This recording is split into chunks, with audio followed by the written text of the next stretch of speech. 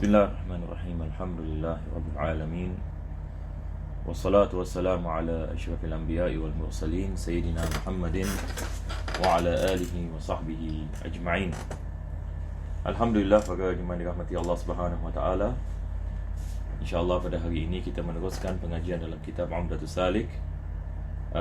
Selama beberapa hari kita tidak dapat mengadakan pengajian yang disebabkan ada masalah teknikal ya. Jadi alhamdulillah kita dapat meneruskan ini pengajian. Mudah-mudahan ini Allah menjadikan pengajian ini sebab pengampunan bagi segala dosa, dan Allah mengabulkan segala hajat dan menjadikan kita di antara hamba-hamba yang bertakwa. Amin ya rabbal alamin.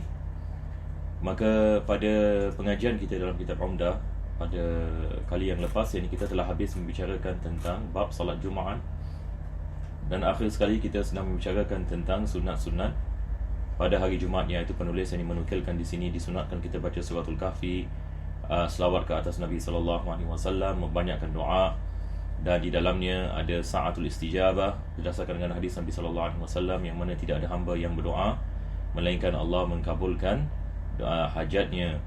Dan sebahagian ulama kita mengatakan dia adalah masa apabila imam duduk dari bangun ini duduk ini pada khutbah ini yang sebelum ini khutbah yang kedua, sehingga yang ini dia habis ini daripada salatnya. Mudah-mudahan insya-Allah ini kita mendapatkan manfaat ini daripada faedah-faedah ini, dan insya-Allah bila pergi pada hari Jumaat, bila kita menghadiri salat Jumaat, maka jangan kita lupa ini untuk berdoa kepada Allah Subhanahu Wa Taala apabila yang ini khatib ini duduk ini bagi setelah ini dia menunaikan khutbah ini yang pertama. Dan ada perkara mungkin saya nak sampaikan.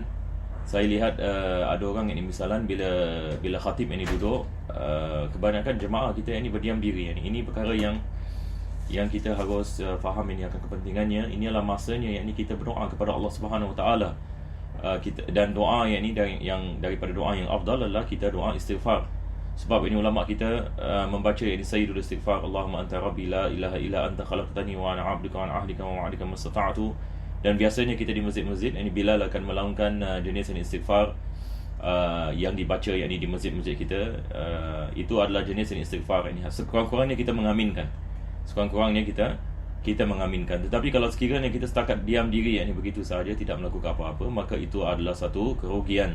Sebab berdoa dalam masa-masa seperti ini sangat yakni ditekankan dalam agama kita. Ada pendapat yang mengatakan sa'atul istijabah dia adalah beberapa minit sebelum terbenamnya matahari pada hari Jumaat, dan ini berdasarkan dengan amalan Sayyidah Fatimah radhiyallahu anha.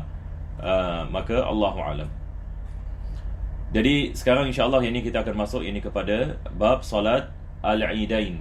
Ini berkenaan dengan salat yakni kedua, yakni hari raya yang dimasukkan dengan Idain. Ini balik kepada Idul Fitri dengan Idul Adha.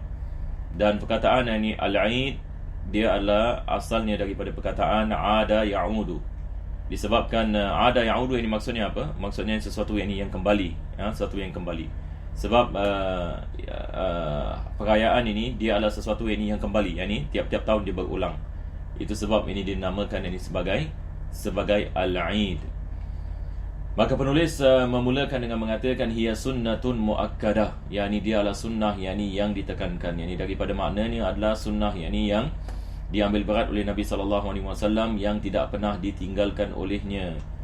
Wa yundabu lahal jama'ah, disunatkan bila kita melakukan salat dua hari raya, sama ada Idul Fitri ataupun Idul Adha, maka disunatkan kita melakukannya dalam keadaan yakni jamaah. Maka maksud di sini sunnah iaitu dibolehkan kita melakukan ini munfarid, sendirian. Kalau sekiranya seseorang itu dia tidak dapat ini hadir di salat kedua hari raya, misalnya biasanya wanita-wanita, lebih-lebih lagi di negeri kita di Singapura ini, kebiasaan kita adalah wanita tidak menghadiri salat yakni hari raya disebabkan masjid-masjid kita kecil, yakni tidak dapat ini menampung jemaah yang besar jumlahnya.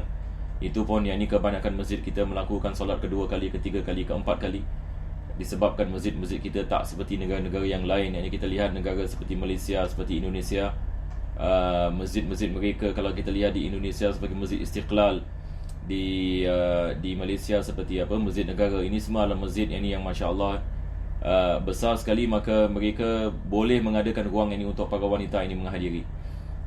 Akan tetapi masjid-masjid kita kebiasaannya ini kita tidak lihat ini wanita melakukan solat wanita melakukan solat yang ni hari raya. Jadi apa yang harus ini mereka lakukan? Mereka melakukan solat di rumah.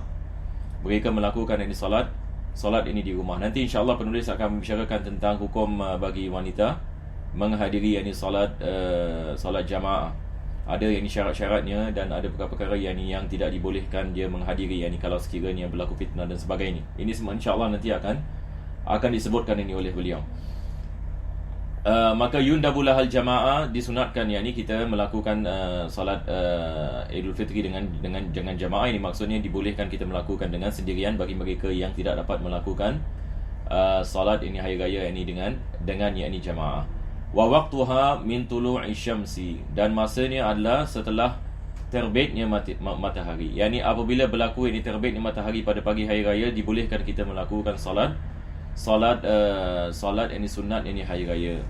Akan tetapi disunatkan min irtifa' ya qadra rumhin ila zawal. Tapi disunatkan kita tunggu ini sebentar, sekadar ini 16 minit. Ini biasa apa yang kita membicarakan berkenaan dengan solat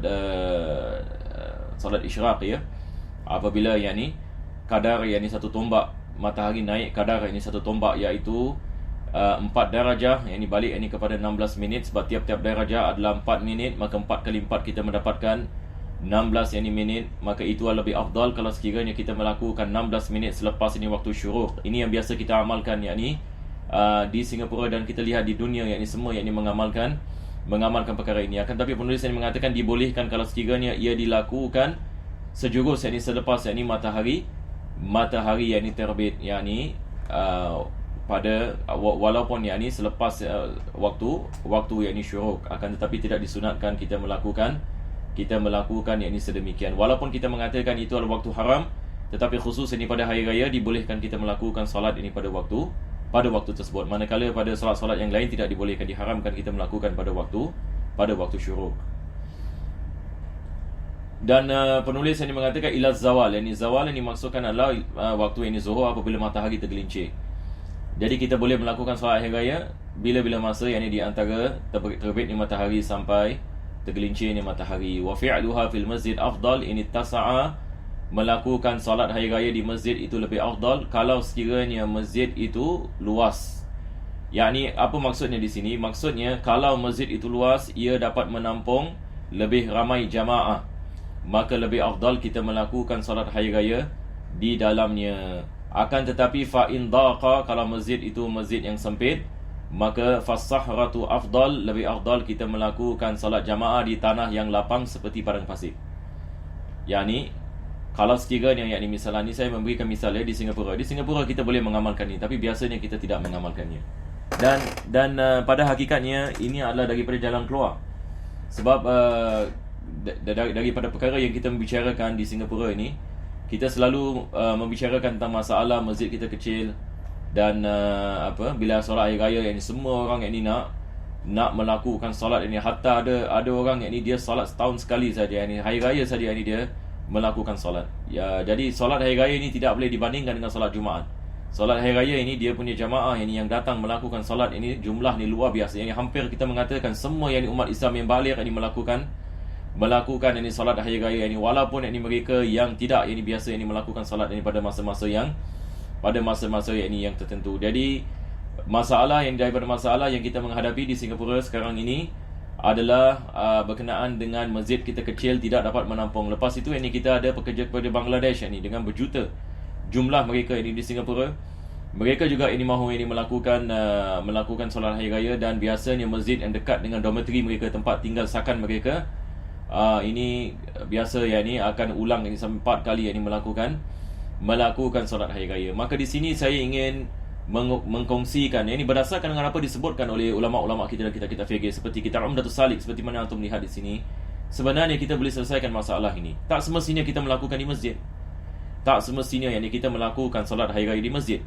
Kenapa kita hanya menghadkan melakukan solat hari raya di masjid? Kalau sekiranya kita ada tanah lapang misalnya, dan Singapura ini ada tempat-tempat yang tertentu, tanah lapangnya besar. Tanah lapangnya besar, dapat menampung jemaah yang lebih banyak daripada yang di masjid-masjid yang kecil. Maka boleh sahaja kita menyewa misalan, ataupun kita minta izin daripada kerajaan untuk kita menggunakan tanah tersebut untuk melakukan solat hari raya, dan kita dapat menampung sebanyak-banyak yakni jamaah di dalamnya. Ini dilakukan, ini kita lihat seperti di Australia misalnya. Antum melihat ini di Australia ini mereka melakukan sedemikian. Di New Zealand misalnya ini mereka melakukan sedemikian, dan ada hikmah kita melakukan sedemikian. Lebih besar ini jamaah, ini lebih afdal ini jamaahnya, dan lebih afdal ini dengan kita melakukan doa dan diaminkan, dan kita boleh ada tempat yang khusus ini bagi wanita untuk menghadirinya dan kanak-kanak menghadirinya. Ini adalah masa untuk kita menzahirkan syiar Islam. Ini adalah masanya untuk kita tawajuh kepada Allah Subhanahu Wa Taala, dan doa kita diaminkan. Kalau diaminkan oleh ratusan ribu, ini tak sama dengan doa kita yang diaminkan dengan 3,000, 4,000 misalnya, ataupun 1,000.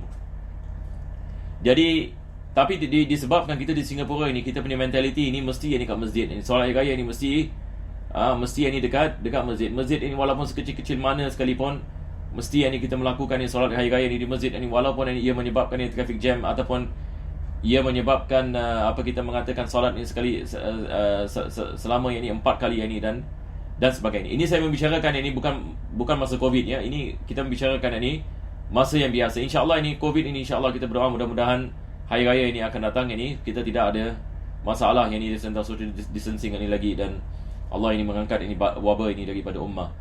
Ini kita membicarakan keadaan kita apabila kembali kepada biasa. Maka boleh saja kita mengadakan solat hari raya di tanah yang lapang, dan saya merasakan negeri seperti Singapura ini memerlukan perkara seperti ini. Maka di sini penulis ini melihat penulis ini mengatakan fa in daqa fasakhratu afdal. Kalau sekiranya masjid-masjid itu sempit, maka lebih afdal kita melakukan di tanah yang lapang. Misalnya penulis mengatakan sahra. Di Singapura kita tidak ada padang pasir, tapi kita ada tanah yang lapang. Yang dimaksudkan adalah tanah yang dimaksudkan dengan tanah yang luas, yang mana kita boleh bentang kembes misalan, dan kita boleh melakukan solat di atasnya. Jadi tak perlu kita nak ulang solat hari raya 2-3 kali, 4 kali misalan. Jadi kita hanya satu kali saja kita laungkan khutbah, semua orang dengar khutbah. Jadi tidak ada masalah. Semua orang melakukan khutbah, dan semua orang melakukan solat, semua orang melakukan doa dengan amin yang sama. Kita jemput misalnya hatta kanak-kanak kecil dan sebagainya. Kita mengadakan acara memaafan selepas salat dan sebagainya. Maka ini adalah masa untuk kita menyatukan ummah. Maka saya merasakan ini daripada perkara yang kita dapat melakukan insya-Allah taala. Wa yundabu an la ya'kula fi ad-duha hatta yusalliya. Ini saya rasa kita telah membicarakan ni dalam kelas kita Bulughul Maram, kita bahaskan tentang masalah ini berkenaan dengan makan ya. Ada hadis Nabi SAW berkenaan dengan tidak disunatkan kita makan apabila kita pergi ke masjid untuk melakukan solat sunat Idul Adha.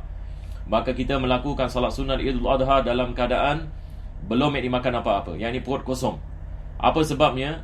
Sebab disunatkan kita memakan selepas kita melakukan salat, dan makanan yang masuk ke dalam perut kita adalah daripada daging korban.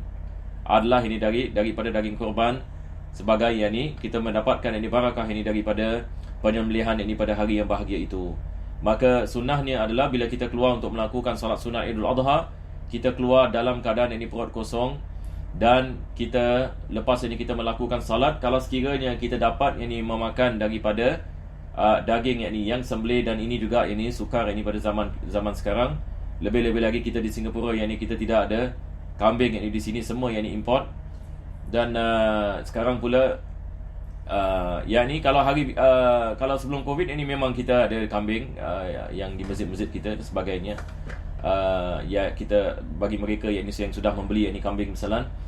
Jadi nak kena tunggu lama juga ya. Sembelih sekurang-kurangnya paling lambat sampai waktu Zuhur. Jadi kalau sekiranya seseorang itu misalnya dia tahu yang dia akan dapat daging korban, maka lebih afdal baginya untuk tidak makan dahulu. Maka dia mengambil daging korbannya, dan selepas itu baru dia masak dan dia makan daripada daging korban itu sebagai pembukaan bagi makanan pembukaan bagi makanan pada hari raya Idul Adha. Ini sunnah Nabi SAW.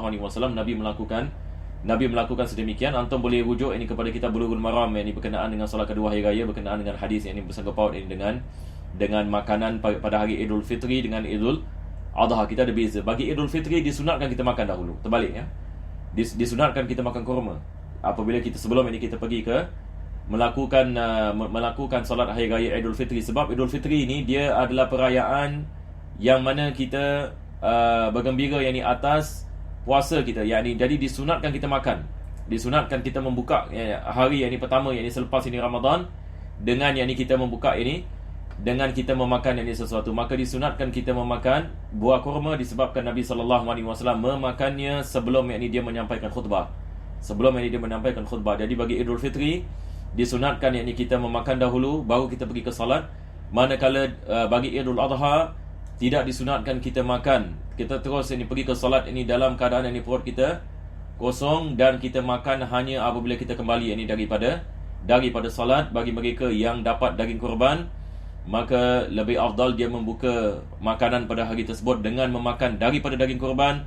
Bagi mereka yang tidak ada daging kurban ataupun bagi mereka yang tidak boleh tahan ini lapar ini misalan, kalau sekiranya daging itu misalan pada waktu petang ini baru dapat dan sebagainya, dan seseorang itu yang ni boleh saja yang ni dia memakan. Tetapi elakkan kalau kita mampu, elakkan kita memakan sebelum kita melakukan solat. Jadi kalau kita betul-betul lapar, ini kita boleh makan ini selepas ini kita melakukan solat Idul Adha.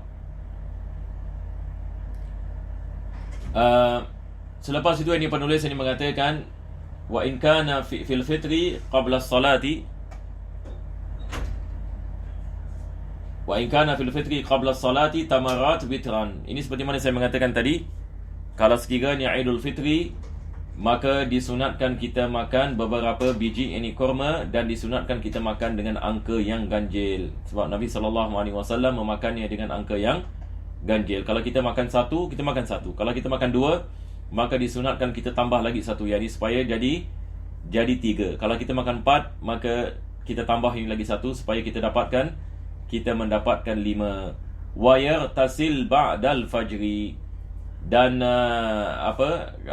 penulis ini mengatakan disunatkan yakni kita mandi. Ini mandi ini kita ada sunat ini mandi hari raya, sunat ini mandi ini hari Jumaat.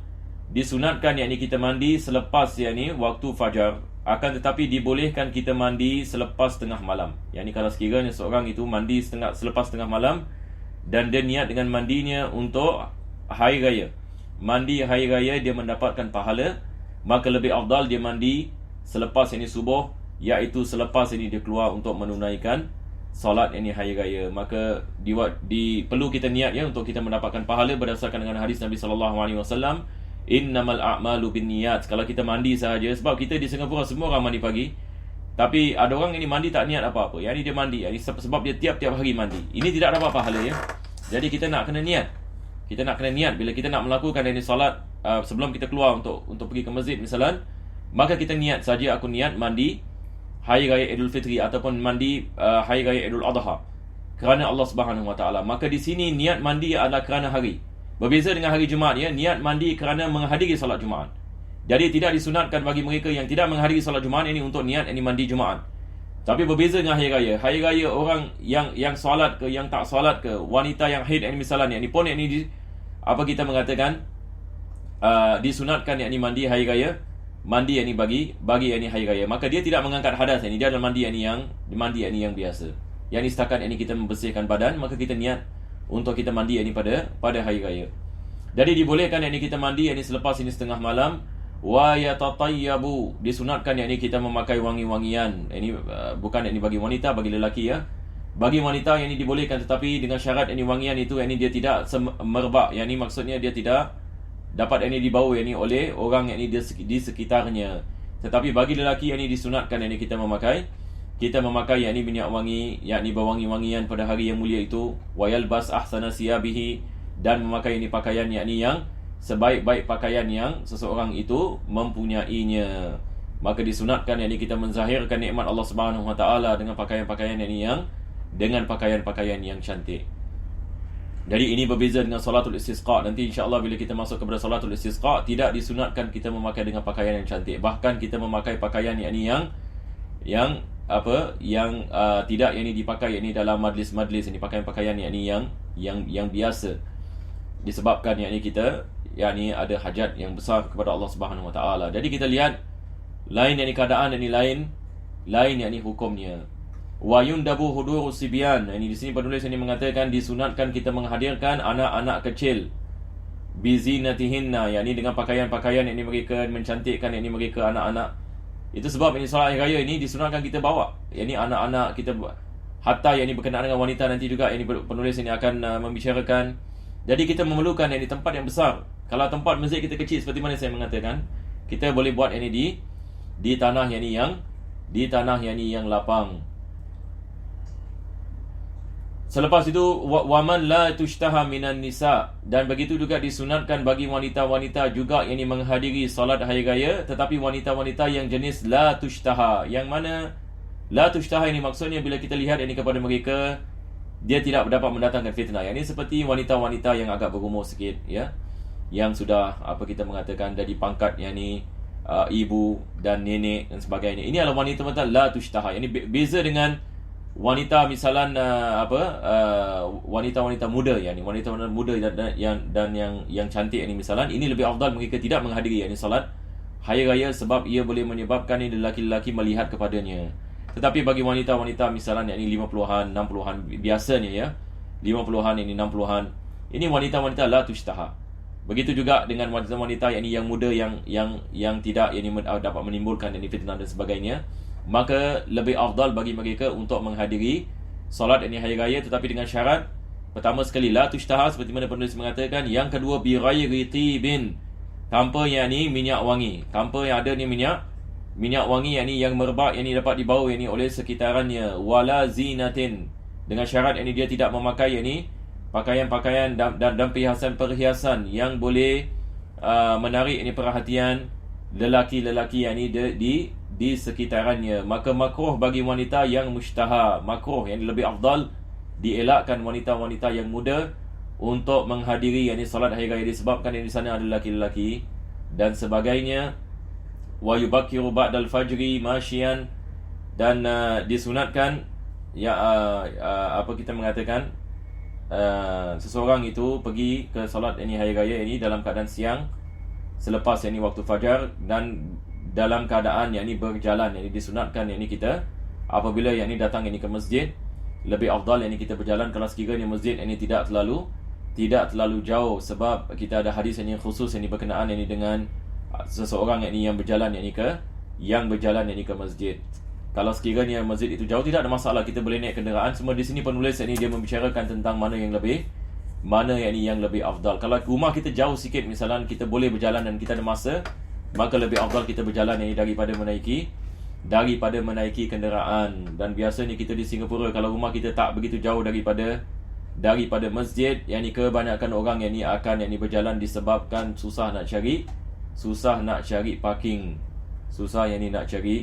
nak cari parking. Dan biasanya masjid-masjid kita terletak betul-betul dekat neighborhood, dekat kawasan neighborhood. Jadi tidak ada parking yang secukupnya. Jadi insya-Allah ini sebabkan masa kita berhenti di sini. Rabbana taqabbal du'ana innaka antas samiul alim wa tub alaina innaka antat tawwabur rahim. Akhtim bisalihati a'malana wa ajrina Allah karim bi fadli subhana rabbika bil izzati amma yasifun. Salamun 'alal mursalin walhamdulillahi rabbil alamin. Taqabbalallahu minkum.